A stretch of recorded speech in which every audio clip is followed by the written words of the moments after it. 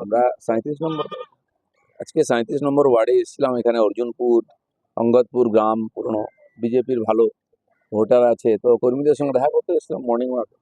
সেই সময় আমাদের এখানকার যিনি টিএমসির কাউন্সিলর তিনি এটা দিয়ে যাচ্ছিলেন, আমাদের কর্মীরা আছেন যারা তাদের বন্ধু পাড়ার লোক, তারা ডাকলো, আমার সঙ্গে একটু নমস্কার হলো, ভালো লাগলো। আমি বললাম যে আপনার জায়গায় এসছি আমরা আজকে হাঁটতে, এরকম সৌজন্য থাকা উচিত সবার মধ্যে।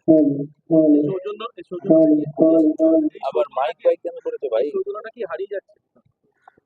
হ্যাঁ, রাজনীতি থেকে সৌজন্য চলে যাচ্ছে। সবাইকে মনে রাখতে হবে আমরা আগে সামাজিক প্রাণী, সমাজে থাকি, তারপরে রাজনীতি ইত্যাদি সবই। তো সেই সমাজ যদি না থাকে, সমাজের মধ্যে সম্পর্ক ঠিক যদি না থাকে, কিসের জন্য রাজনীতি, কিসের জন্য কি, তো এটা সবারই মনে রাখা উচিত। তৃণমূলের নেতৃত্ব কি এটা নিতে পারবে? সেটা ওনাদের ব্যাপার, যার হজম হবে না সে হোমিওপ্যাথি গুলি খাবে। আমাদের হজম হয়, আমরা সবার সঙ্গে মিলেমিশে কাজ করি। চলো চলো চলো, জল লাগবে নিয়ে নেবো।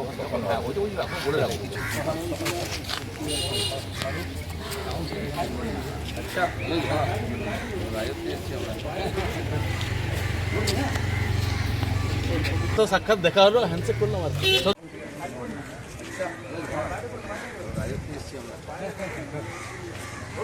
দেখুন, উনি আমার ওয়ার্ডে এসছেন, আমি রোজ দিন মর্নিং ওয়াক করতে বেরোই, ওনার সাথে রাস্তায় দেখা সাক্ষাৎ সৌজন্যতা হয়ে গেল।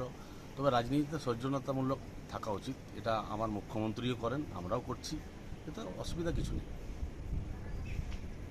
এটা মনে হচ্ছে যে রাজনীতি হবে না, এটা দেখুন, এখন তো কোনো ভোট নেই, এখন তো কোনো রাজনীতির কোনো গল্পই নেই। উনি নিজের মতো এসছেন, উনি এখানে এমপি ক্যান্ডিডেট ছিলেন, এসছেন ঘুরতে এসেছিলেন, ঘুরে চলে গেছেন। আজকে কি আপনার সাথে মর্নিংওয়াকে দেখা হলো? আমি যেমন রোজ দিন বেরোই, আজকেও বেরিয়েছি, সেরকম উনিও এসেছিলেন আমার ওয়ার্ডে, 4 চক্কর না কী ছিল দেখলাম ওদের প্রোগ্রাম, ঘুরে গেলেন আমার ওয়ার্ডে, সেখানে রাস্তায় দেখা। কি করলেন ওনার সাথে? উনি হাত বাড়িয়ে দিলেন, আমিও হাত বাড়িয়ে দিলাম, হাত মেলালেন? হাত মেলালাম। আর রাজনীতিতে সৌজন্যতামূলক থাকাটা অবশ্যই দরকার আছে। ওনার রাজনীতি, উনি অন্য দল করেন, আমি অন্য দল করি, দল আলাদা করতেই পারেন।